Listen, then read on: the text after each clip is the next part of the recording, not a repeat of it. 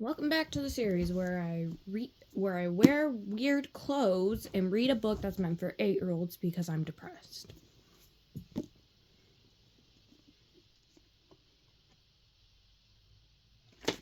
And the bookmark just dropped. Okay. Anyway, but I found my actual glasses, so yeah.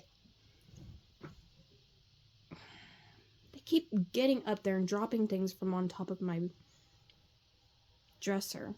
Okay, anyway. Chapter 3. Well, that didn't go very well, said Vega as the two girls looked dejected, stood on the cosmic transporter on the way back to their dormitory. After Leona kicked them out, they had stood there for a moment, wondering if they should knock and try to explain themselves. The door had slid open and they had smiled, eager to make amends, but Leona stuck out her head and said, "This isn't for you. Our scanner isn't working right, and I have to leave it open for Ophelia in case I fall asleep before she gets back." She withdrew her head and stuck it out again. "It's time for you to go." Cassie had opened her mouth to reply, but Vega had stepped onto the cosmic transporter, pulling Cassie along with her. Enough was enough. Now Vega looked down at the smaller girl, who was frowning. That must have been really hard for you," she told Cassie sympathetically.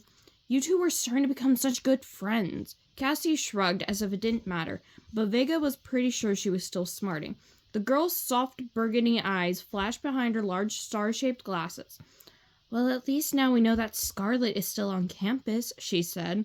"I was afraid that she had left the school." Vega nodded.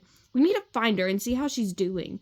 And," she added to herself, "convince her to rejoin the band." "Exactly," said Cassie. "She needs to know that we're still her friends, even if she isn't," she lowered her voice, "officially one of us." "I'll tell you one thing, though," Vega said thoughtfully, leaning on the railing. "Leona gets along really well with Ophelia, which is more than I can say for Piper and me these days, that's for sure." She turned to Cassie. Hey, are you and Sage still bickering?" Cassie opened her mouth to speak, then shut it. "I said, are you and Sage still bickering?" Vega repeated. Cassie's brow was furrowed.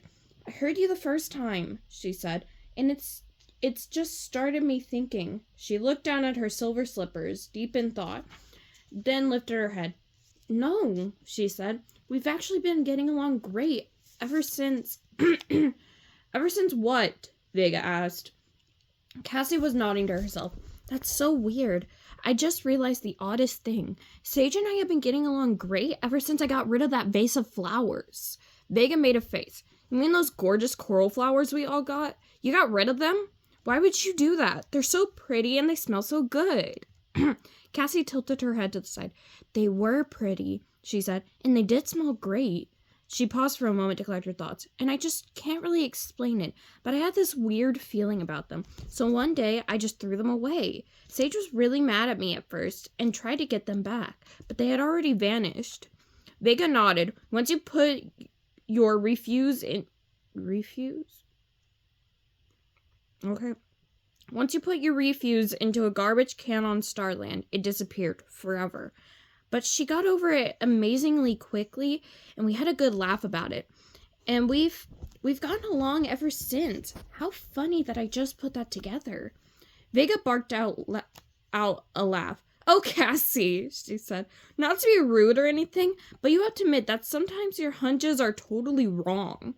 Cassie looked like she was about to argue, so Vega began to list examples. "Remember when you were convinced that the Bop-Bop waiter served you breakfast for dinner one night because it was mad at you, but it really just needed to be retuned?" Cassie bit her lip. "Yeah," she said. "Or when you thought that lady..." That says Lady Rancora. Oh my god. It says Lady Rancora on it. That's the villain's name. Oh my god. Lady Cordial stole your Star Zap when it was obvious that she picked up the wrong one by accident. Cassie blushed. "Oh, you're right. I did act a little crazy then." Her determination returned. "But this time I'm pretty sure I'm on to something. I'm just saying that sometimes what seems like a hunch is just you being overly sensitive about things. Vega concluded, and I just find it hard to believe that those gorgeous flowers we all got have some sort of power to make roommates argue with each other. Think about it. What would be the point? It's ridiculous. Cassie frowned. I know it sounds strange, she said, but I can't dismiss the fact that everything between us was better afterwards, she frowned. But Leona and Ophelia are getting along great, right? She couldn't have stuck up for her any more than she did. And I know Leona had those flowers in her room. I saw them when they first got them. Her voice trailed off. That's true, said Vega. So we're forgetting about that crazy idea. Actually, said Cassie with a frown, I don't remember seeing any flowers in their room just now. Did you? Vega laughed. I'm sure they had flowers, just like all of us, she thought for a moment. In fact, I remember Scarlet complaining that they weren't black. Here, I'll prove it. She whipped out her Stars app and accessed the video album. Cassie gave a low whistle. Really, Vega? You holo videoed the room? That's just weird. Vega shrugged. I holo video a lot of things.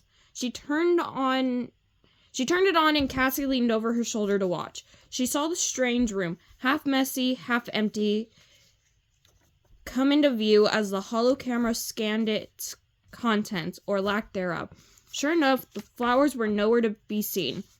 See? No flowers, said Cassie triumphantly. I just can't believe you think a vase of flowers could possibly make people not get along. Hold on, one sec. There's no way.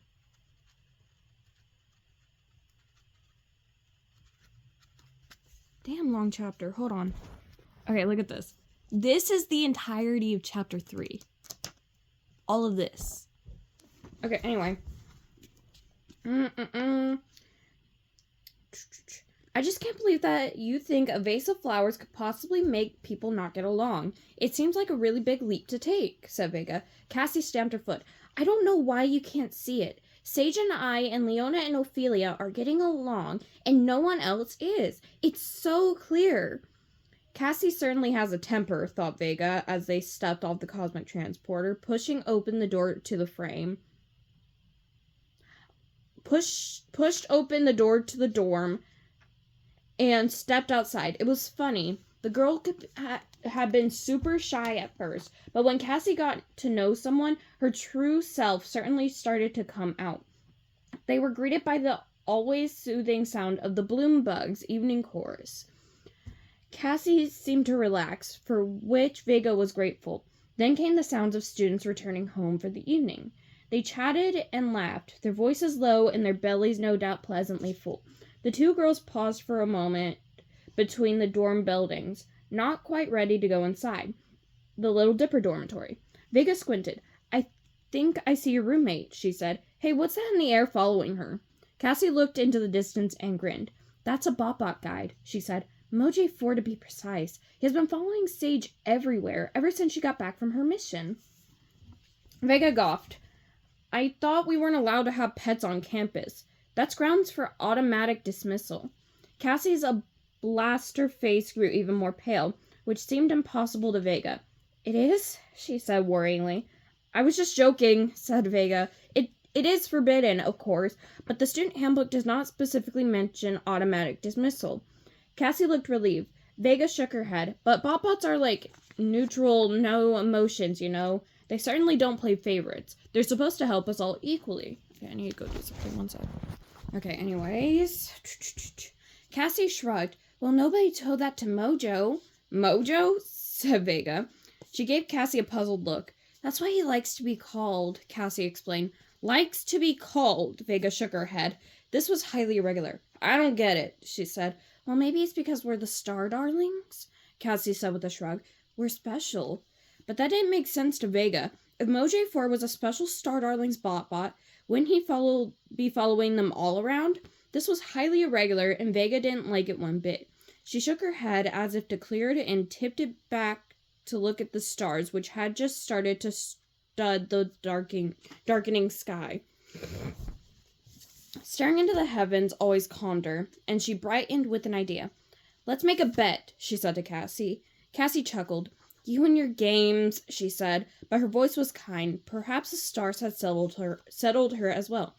I just remembered that we have a botany lab on campus, said Vega. We do? Oh, wait, shit. We do, agreed Cassie. So who better to tell us if there really is something odd about those flowers? Vega asked. Cassie nodded. That's a great idea.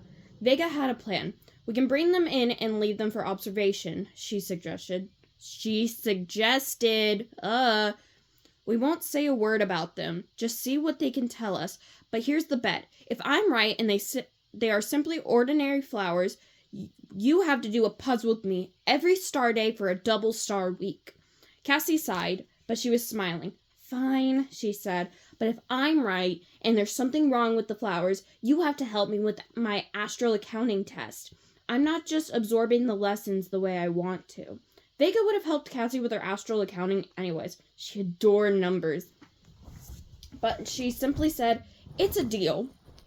The two girls pressed their foreheads together, the traditional Starling way of sealing a deal. Vega smiled. She knew that Cassie's imagination was getting away with her. The flowers would turn out to be normal, just as she had thought, and she'd be able to share her rebuses and crossword puzzles with a friend for 16 whole star days. It was a win-win situation. They'd find Scarlet and Leona would eventually return to her usual jovial self. Everything was going to be okay. The two tore themselves away from the brilliant night sky and headed inside to the cosmic transporter, which would take them to their respective rooms. Good night, said Vega, who was dropped off first. Good night, said Cassie with a yawn. I'll pick you and the flowers up in the morning before breakfast. See you tomorrow, said Vega. She placed her hand on the scanner and stepped inside. She checked the time on her stars app. She'd be able to replay the day's lessons and listen to them twice before bed. Most students just listened to theirs at night as they slept. But Vega didn't like to take any chances. She wanted to graduate with top honors, and she'd do anything to make it happen. She put on her pajamas, sparkled her face, and brushed her teeth with her toothlight. Then settled into bed with her earphones on. Piper, as usual, was already asleep. Ding, ding, ding, ding, ding, ding, ding. Cassie put her hand over the small bell that sat on the botany lab's front desk to put an end to Vega's insistent ringing. The laboratory was locked on the top floor of Halo Hall's science station, where the scientific departments and classrooms were located, and sunlight streamed through the glass roof, causing the two girls to squint at each other. That's enough, Vega, Cassie said. Well, where are they? Vega asked. She placed the flowers on the desk. We're going to miss breakfast. It's the most important meal of the day, you know. Although she was feeling quite impatient, she glanced around at the hydrons of varieties of plants that filled the room. The botany lab boasted that it had a sample of every plant that grew on Starland, as well as several varieties that Starling had brought from trips to Wishworld. And it certainly appeared to be true. The air in the laboratory was moist and warm, pleasantly so, Vega thought, and many blossoms perfumed the air with an intoxicating scent. Vega spotted an interesting-looking specimen sitting on a shelf nearby. It was a short, squat, chubby plant, and it looked tantalizingly fuzzy. Go ahead, touch me, it seemed to be saying. She reached out a finger toward the plant. Careful, someone said. Vega jumped back and turned around. A woman in a white lab coat stood behind her, a blue hollow name tag pinned to her chest. Vega leaned forward and read it. Gladiolus Rose, Botany Lab Assistant. I'm Gladiolus Rose, Botany Lab Assistant, she said unnecessarily. Didn't mean to startle you, she added in an apologetic tone, but I'd be careful if I were you. That's a cactus from Wishworld. What's a cactus? Said Vega. Cactus plants are quite interesting because they don't need much water and they're very protective of themselves. Okay. She laughed, waggled her bandaged fingers at Vega. I learned the hard way. Those soft-looking hairs are really pointy little spikes that can get stuck in your skin. Vega backed away. Thanks for the warning, she said. Sorry for keeping you waiting, Gladiolus said. I'm the only one on duty right now. Everyone else is attending a morning meeting, so I'm in charge of the lab at the moment. How can I help you? Give me a minute. My legs feel like jelly. Vega lifted the vase of flowers off the desk. We received these flowers as a gift. We don't recognize them, and we were wondering if you could help us identify them, she said. Gladiolus immediately looked intrigued. She reached for the vase and lifted it from Vega's hands. She studied the coral blossoms closely. So interesting. They have the coloring of Rosalinda, but the flower is similar to Calliope, she said. She held up a single bloom, but the leaves are more like those found on a violina. It's very intriguing. I don't think I've seen anything like this before. Perhaps it's some kind of new hybrid. She shook her head. Of course, she added, I'm still an assistant, so maybe one of the botanists will have a better idea of what these are. Can you leave them with us? Yes, said Vega and Cassie answered in unison. Gladiolus leaned over and took a deep sniff. I just can't stop smelling them. The scent is similar to my favorite flower, the Callistola, but they look nothing like them. Really? Said Cassie in disbelief. I think they smell just like Vega gave Cassie a gentle kick to stop her from talking. I guess we'll be going now, she said. We'll be in touch. She didn't want Cassie to give the assistant botanist any clues about the flowers. Gladiolus smiled. Startastic. These will be a fun challenge. She nodded, still staring at the flowers. I'm almost compelled to keep sniffing them. It must be part of their makeup to attract insects to pollinate them. But how strange that it affects starlings so strongly as well. So interesting. Star salutations for bringing these in. The two girls said goodbye and left the lab. They broke into a jog when they realized just how late it was and raced each other to the Celestial Cafe. Most of their fellow star darlings had already finished their breakfast and set off for class. Only Clover remained, finishing a bowl of Sparklos. Clover, Sparklos. A circus girl. Just eating plain cereal. Yeah, I don't believe it.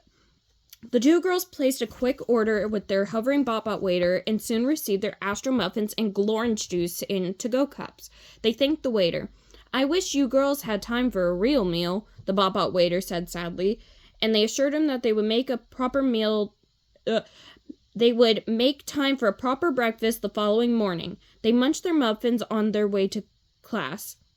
They didn't get to stay and talk with Clover? But Vega should have seen how she was doing after that outburst.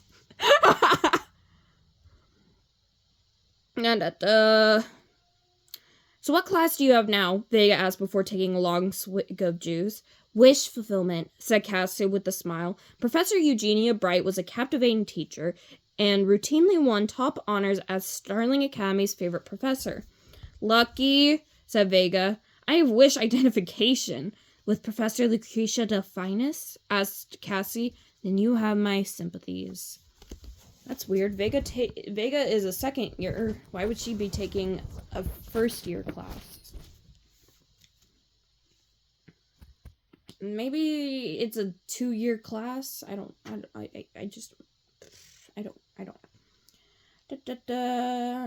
Tiny and tough Professor Lucretia Delphinus was an inspiring teacher, but her temper could be mercurial.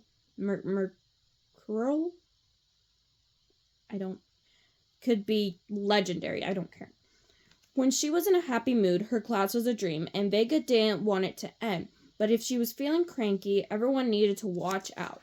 On those days, Vega would sit through the whole class, willing time to fly and trying hard not to steal glances at her STARS app to check on its progress. Once, Professor Lucretia Delphinus caught a student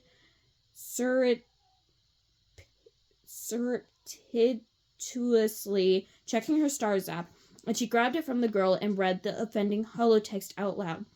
Most unfortunately, it said, "Do you have good PLD or bad PLD for class today?"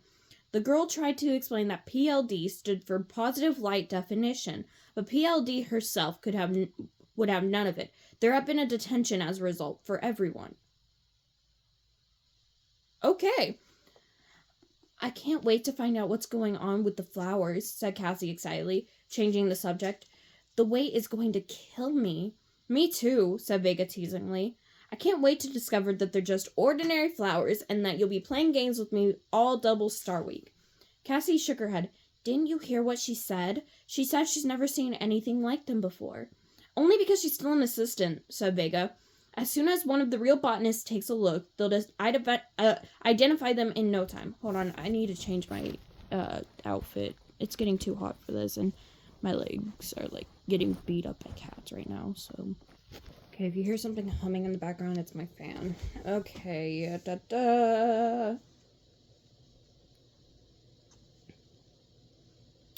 Cassie shrugged. I guess time will tell, she said. How long do you think it will take? I wonder if we'll hear from them tomorrow. Do you Her voice trailed off. Vega, are you listening to me? But Vega had spotted a flash of pink and black ahead and wasn't listening at all. She grabbed Cassie's arm, dropping her half-eaten muffin. It fell to the floor unnoticed and was probably squashed by a foot clad in a shiny bright yellow shoe. Scarlet, she managed to say. Oh, wait, no. Scarlet, she managed to say. I think I see Scarlet. Cassie's eyes lit up. Where? She asked eagerly. Up ahead. Vega grabbed Cassie's hand, marveling briefly at how cold it was, and dragged her through the crowd, elbowing students out of her way in her excitement. Watch it, said a fourth year with purple braids, turning around with a scowl. What's your hurry? Asked another as Vega accidentally knocked into her. So rude. Cassie ducked under another girl's elbow as Vega spotted her target, a girl in a black miniskirt, pink and black striped leggings, and a matching hoodie pulled over her head. Vega reached out and grabbed the girl's arm before she could disappear. The girl spun around and smiled pleasantly at the two. Hey, can I help you? She asked, pulling down the hood and exposing her pale pink curls. Vega felt the sinking feeling of disappointment in her stomach. Excuse me, she mumbled. I thought you were someone else. The girl nodded and turned away. Okay. Cassie gave a strangled laugh. She was much friendlier than Scarlet anyway. Vega grinned despite herself. You're right. The two girls stared at each other for a moment. Vega shrugged. Oh well, here I am. She was standing right in front of her wish identification class. See you last period, she told Cassie and turned into the classroom. See you last period, said Cassie. Vega saw her own look of disappointment mirrored in the girl's expression. Vega! Starland to Vega! Someone said with exasperation. Vega sat up straight with a start. She suddenly realized that every starling in class was staring at her. The formidable professor was standing right in front of her, snapping her fingers in her face. Oh, Starf! I'm sorry, she told the teacher, who was looking at her expectantly. Can you repeat the question? Professor Lucretia Delphinus looked disappointed. My most ardent student, not paying attention, she said with a sigh, and here I was thinking that my lesson was particularly interesting today. Vega was deeply embarrassed and felt her cheeks flush hot and sparkly. She hated disappointing her teacher and being called out in front of the other students. She can imagine what they say. See, she's one of those remedial class girls who don't belong. I knew she wasn't so smart after all, but she had been mulling over the events of the past 2 days and had zoned out.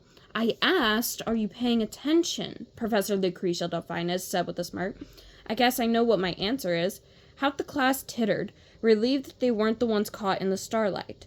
The other half winced in sympathy. Sorry, said Vega. Not as sorry as I am, said Professor Lucretia Delphinus, which, as intended, made Vega feel even worse.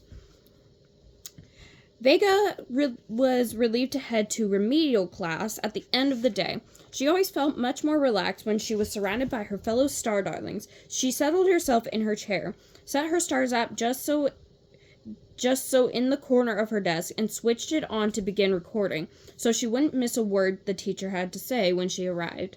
Vega recorded everything, including the teacher's greeting and farewell, and appended her own thoughts to the recording. If a fellow student ever missed class, she always went to Vega, because Vega took the best and most thorough notes in the school. The door slid open, and the teacher stepped inside. Vega's heart sank. Was this a joke? That day's visiting lecturer was none other than Professor Lucretia Delphinus herself. "Greetings, students," she said as she walked into the classroom briskly. The Star Darling sat up straight and silenced themselves immediately. She smiled when she saw Vega give her a sheepish look. "Vega, all has been forgiven," she said. "We start anew, right now." Vega smiled back tentatively. The professor sauntered down the aisle and paused at Vega's desk. "I'm only hard on you, Star Darlings, because I expect great things from you," she explained. Vega nodded, relieved. "Today we are going to concentrate on wish identification," she said. "This is the most difficult part of wish-granting process."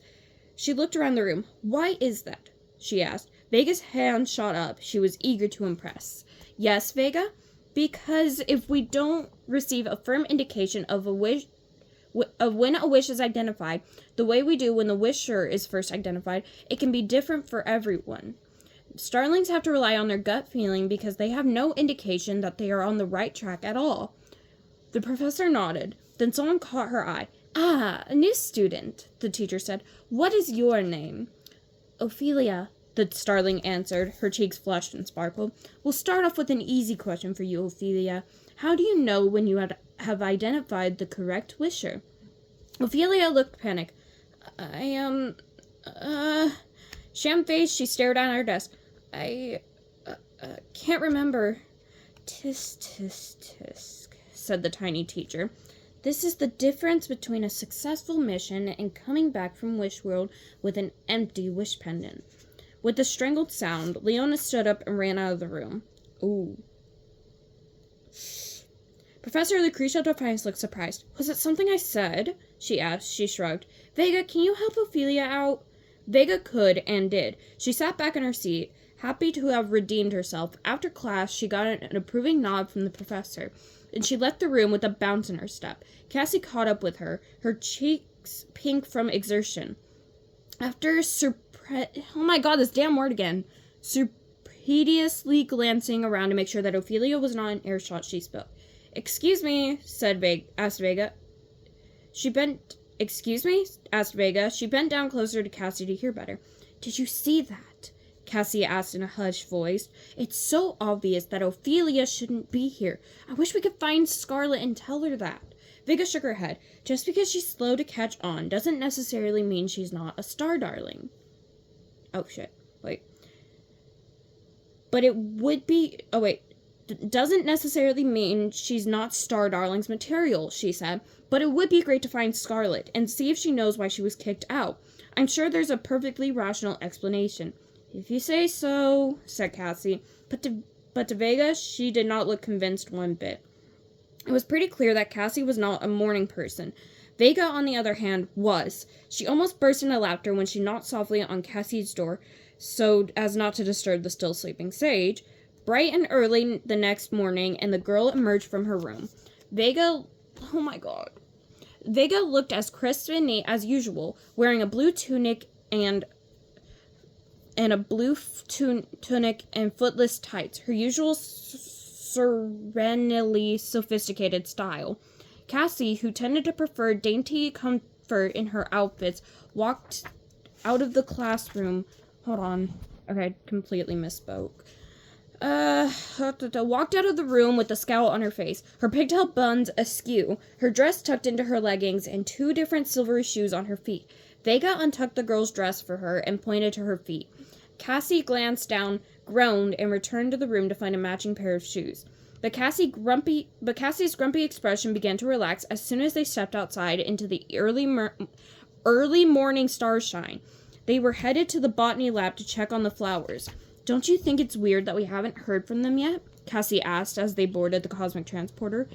Vega shortened her step a bit to match Cassie's stride. "Maybe they're busy," suggested Vega. "Our flowers probably aren't too high on their priority list." "Well, they should be," said Cassie grumpily. They exited the cosmic transporter in front of Halo Hall and walked up the white marble stairs. When they reached the warm, moist lab, Cassie lunged forward and gave the bell a single polite ding before Vega could get her hands on it. A vase of crimsolia sat on the desk nearby. Cassie gave Vega a look. "Don't even think about ringing that bell," her expression seemed to say. Gladiolus Rose strolled through a doorway, wiping her hands on her white lab coat. "Hello," she said. "How can I help you?" Cassie gave Vega a glance. Didn't the assistant recognize them? It was almost as if she was meeting them for the first time. We're checking up on the flowers we dropped off the other day, Vega explained. The woman looked behind her and lowered her voice. I haven't shown them to anyone yet, she said. The person I wanted to show them to, Professor Peony, has been in a terrible mood lately, so I didn't dare approach her. Gladiolus! Someone called out in a peevish tone. Why the hell did I go, accent? Full-on accent. Gladiolus rolled her eyes and began rearranging the bright red crimsolias. That's her, she said. Looks like isn't going to be any better. Looks like today isn't going to be any better. She leaned forward. Listen, I'll try to show the flowers to her later, if I can. I promise. Gladiolus! Professor Peony called again, a rising note of annoyance in her voice. Coming! Gladiolus called back loudly. She looked down at her hands and realized she had snapped one of the crimsolia branches in two. My stars, she said. Look, I've got to go. Why don't you come back in a couple of star days, and I'll hopefully have an answer for you by then. The two girls sighed. Fine, said Cassie as soon as Gladiolus left the room. Cassie whirled around to face Vega. Did you hear that? They're arguing. Vega shook her head. All I heard was one impatient professor. Hold your galliopes. Fine, said Cassie with a shrug. We'll find out soon enough. She rubbed her hands together. I can't wait till I'm proven right. Time will tell, said Vega. You might just be joining me for 16 straight star days of puzzles. Oh boy, said Vega, feigning excitement. That's the spirit, said Vega with a grin. They walked to the Celestial Cafe. The light wasn't flashing yet, so they settled themselves on the steps, which were cool, still holding a bit of chill from the previous evening. Just then, Leona and Ophelia walked by, arm in arm. Cassie stiffened, then she sighed. I just miss my friend, she said, and I'm worried about Scarlet. I wish things could go back to the way they used to be. Vega laid a hand on Cassie's arm. Everything is going to be okay, she said. She just hoped she was right. The Star Darlings were quieter than usual that morning at breakfast. They all seemed to have a lot on their minds. But the air of melancholy didn't do anything to affect Vega's appetite. She quickly polished off her order of star cakes and was wiping her chin with her napkin, about to excuse herself from the table, when there was a muted buzzing noise like a swarm of happy glitter bees discovering a blue bezel garden. 24 eyes widened, and 12 hands reached out to grab their star zaps in unison. SD Wish Orb identified. Proceed to Lady Stella's office immediately. From the other side of the table, there was an excited yelp, which was quietly hushed. Adrenaline coursed through Vega's veins, and it took all of her will to keep herself from jumping out of her seat and running as fast as her legs would carry her to Lady Stella's office. That wasn't allowed. She breathed in and out deeply several times to maintain her focus. The other Star Darlings were so admirably composed. Either alone or in pairs, the girls pushed out their seat, stood, and strolled out of the cafeteria casually, chatting to one another, grabbing an extra Astro Muffin, looking like it was just another day. Vega glanced around at everyone, fully aware that behind their calm exteriors, they were all just as tense and excited as she was. She would join the acting club when this was all over. We should join the acting club when this was all over, thought Vega. We're naturals. Ow. Vega arrived in Lady Stella's office right after Leona and Ophelia, and just before Clover. They filed in and took their usual seats. Why is there something right there that really hurts? As Vega drummed her fingers impatiently on the table, Libby twirled a piece of her pink hair around her finger. Leona scowled, Ophelia looked positively terrified, and Adora hummed tunelessly. Stop it! Snapped Tessa, and the two started to argue. Oh my fucking god. Then Lady Stella appeared in the doorway, and everyone immediately hushed. Tall and regally beautiful, she wore a silver turban, and her lips were painted a brilliant shade of red. She spread her arms, her full sleeves ballooning out at her sides. She looked down at them with a tender smile. I realize you are very excited and tense, she said. But star darlings must always be respectful of each other. I just want to remind you that you were chosen not for your singularities, but because of the way the 12 of you fit together, like pieces of a puzzle. You must support each other at all times, not tear each other down. Vega looked around the table. Everyone was rapt. She marveled at how even when they were being scolded by Lady Stella, everyone still looked grateful to have her attention. "We're sorry, Lady Stella," said Tessa. Everyone murmured agreement. Lady Stella clasped her hands. "As you know, a Star Darling's wish watcher has spotted a wish orb that has begun to glow," she told them. "This means that a wisher's wish is ready to be granted, and one of you is the perfect Star Darling to fulfill that wish. One of you," she paused, "will shortly be on your way to Wishworld to begin a journey that, if all goes well, will be beneficial to both you and your wisher. And Starland itself, of course," she added. "Now we will head to the Star Caves once more for the wish orb presentation." Lady Stella realized that one student was looking quite confused. She smiled at her kindly. "This is all new to you, Ophelia," she said to the new Star Darling. "You see, underneath the school are secret caves known only to me, the Star Darlings, and a special few of my trusted advisors. That is where we will have our own secret wish house. Where special wish orbs are planted. When a wish orb begins to glow, we hold a secret ceremony to determine which of you is best suited for the mission, based on your talents and the nature of the wish." Ophelia nodded mutely, her face drawn. She made Cassie, who, as usual, looked slightly ill at the possibility of going down to Wishworld, look starmentously excited in comparison. Lady Stella walked to her desk, pulled open the top drawer, and reached inside. A hidden door in the back wall opened, and Ophelia gasped. A faint, musky chill snuck into the room. Silently, the Star Darlings stood and made their way to the door in a calm, orderly fashion. There was no pushing or shoving or arguing, as each girl patiently waited her turn to pass through the doorway, and carefully made her way down the circular staircase, gripping the cold banister.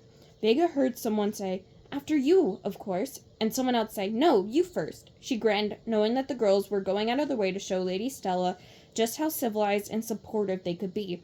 The hard soles of Vega's blue clogs made sharp ringing sounds on the metal stairs. She felt lightheaded, and the hand not clutching the banister was all fluttery, like it was trying to escape from the end of her arm. "I've never felt quite this nervous before," she thought, surprised by her reaction. Just before every other wish orb presentation, she had been as a matter of fact as usual. She wasn't sure what was going on with her this time. At the bottom of the steps, she jumped when Cassie put a cold hand around hers and gave it a squeeze. She smiled at her friend's thoughtfulness, especially since she knew how nervous Cassie could be. "I'm sorry Scarlet isn't here," said Cassie in a low voice. "She loves these caves." Leona turned around and scowled at both of them. Vega ignored her and looked around the gloomy space, not certain what Scarlet found so appealing about the caves.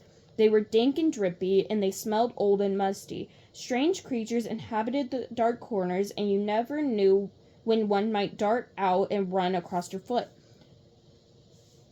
Its claws scrabbling over your instep.